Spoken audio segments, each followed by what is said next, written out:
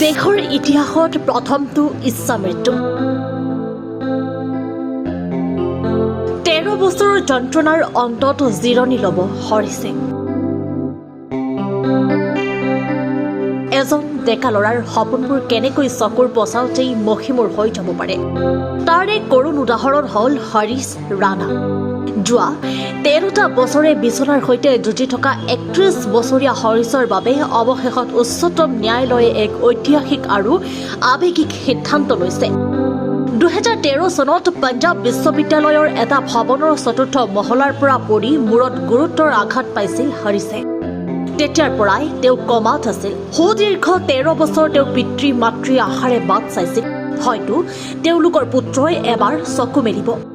কিন্তু চিকিৎসকে হাৰ মানিলে। পুত্ৰৰ অসহ্যকৰ যন্ত্ৰণা আৰু কোনো উন্নতি নোহোৱা দেখি অৱশেষত পিতৃ মাতৃয়ে ন্যায়ালয়ৰ ওচৰত ইচ্ছা মৃত্যুৰ অনুমতি বিচাৰিছিল। ন্যায়াধীশ JB পাৰ্দিৱালা আৰু ন্যায়াধীশ KB বিশ্বনাথনৰ বিচাৰপীঠে তেওঁলোকৰ আবেদন মঞ্জুৰ কৰি লাইফ ছাপোৰ্ট আঁতৰাবলৈ অনুমতি দিছে। এতিয়া প্ৰশ্ন উত্থাপন হয়, এই ইচ্ছা মৃত্যু কি? ভাৰতীয় আইন অনুসৰি যদি এজন ৰোগী সুস্থ হোৱাৰ কোনো আশা নাথাকে, তেতিয়া তেওঁক যন্ত্ৰৰ সহায়ত জীয়াই ৰখাৰ পৰিৱৰ্তে সেই যন্ত্ৰসমূহ আঁতৰাই স্বাভাৱিক মৃত্যুক আঁকোৱালি ল'বলৈ দিয়া হয়। ইয়াক সন্মান সহকাৰে মৃত্যুৰ অধিকাৰ বুলিও কোৱা হয়।